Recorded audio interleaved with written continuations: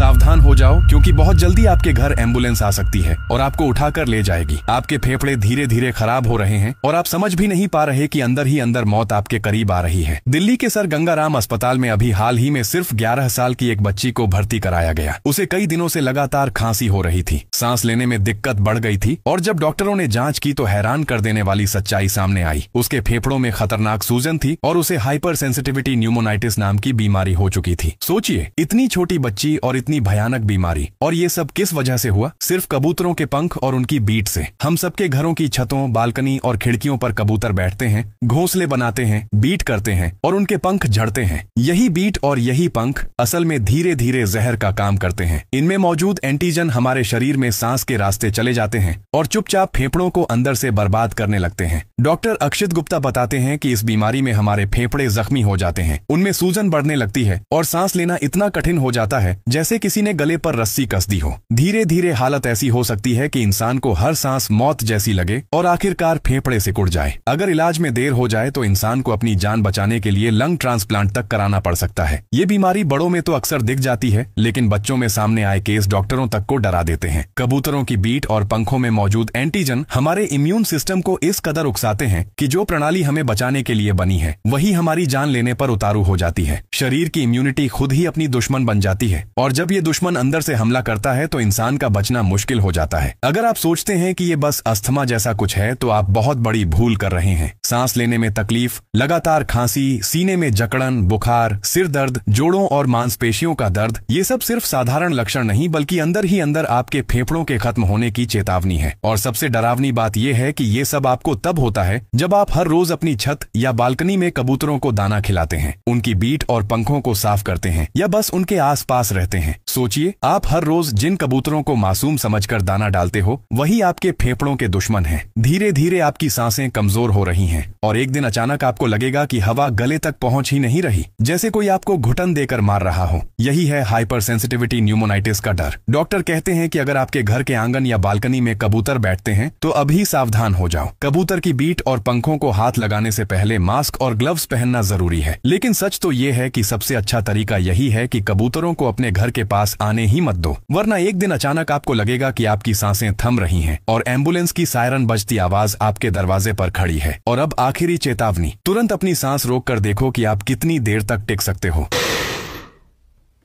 Hold.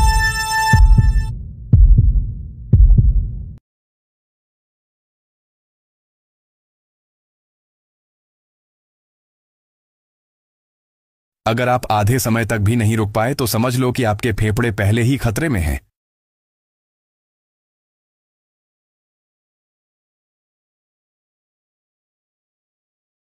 अगर आप 70 तक पहुंच गए तो अभी सामान्य हो, लेकिन मौत की आहट पास है।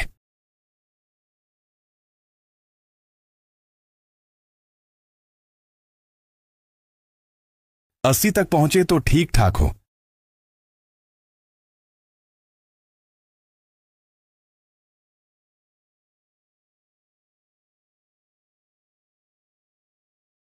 लेकिन अगर 100 तक टिक गए तो ही समझो कि अभी आपके फेफड़े मजबूत हैं। बाकी सबके लिए अब बस इंतजार है उस दिन का जब सांसें साथ छोड़ देंगी।